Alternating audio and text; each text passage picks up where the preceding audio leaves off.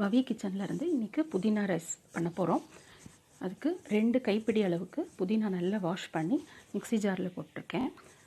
அதுக்கு ஒரு 4-5 பல்லு பூண்டு எடுத்திருக்கேன். அப்புறம் இதுக்கு ஒரு டேபிள் ஸ்பூன் சீரகம் போட்டுக்கலாம்.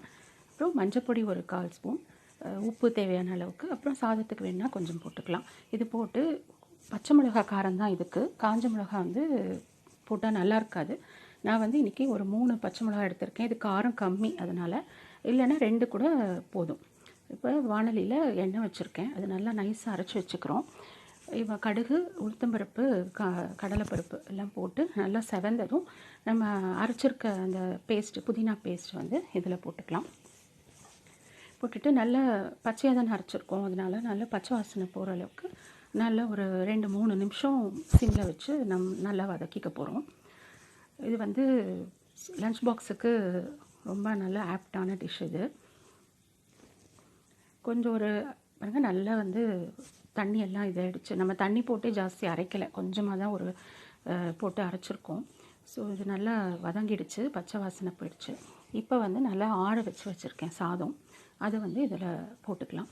இது நம்ம கேஷ்நட் கூட போட்டுக்கலாம். தாளிக்கும் போது நிலக்கடலை போட்டுக்கலாம், இல்லை முந்திரி போட்டுக்கலாம். அது மாதிரி நம்ம விருப்பம்தான் அது. அப்புறம் இதுக்கு தேவையான அளவு உப்பு கொஞ்சம் போடுறேன், பெருங்காயம் போட்டுக்கலாம். அப்புறம் லெமன், அந்த புளிப்பு தன்மை இருந்தால் நல்லாயிருக்கும் சாதம். ஸோ அதனால் கொஞ்சமாக ஒரு அரை லெமன் பிழிஞ்சுக்கிறேன். இது நல்லா மிக்ஸ் பண்ணி போகிறோம். உப்பு, காரம், புளிப்போட ரொம்ப நல்லாயிருக்கும். மத்தியானம் நம்ம லஞ்ச் பாக்ஸுக்கு கொடுக்கும்போது கூட மத்தியானம் கூட அந்த சாதம் அதே டேஸ்ட்டோட, உப்பு, காரம், புளிப்போட ரொம்ப நல்லாயிருக்கும். ஸோ நல்லா கலந்துட்டு இதுக்கு நம்ம லஞ்ச் பாக்ஸுக்கு பேக் பண்ணிடலாம். இது கூட வாழைக்காய் பொரியல், இல்லை உருளைக்கிழங்கு பொரியல், அப்பளம், இல்லை சிப்ஸு, அந்த மாதிரி எது வேணால் நம்ம வச்சு சாப்பிட்டுக்கலாம்.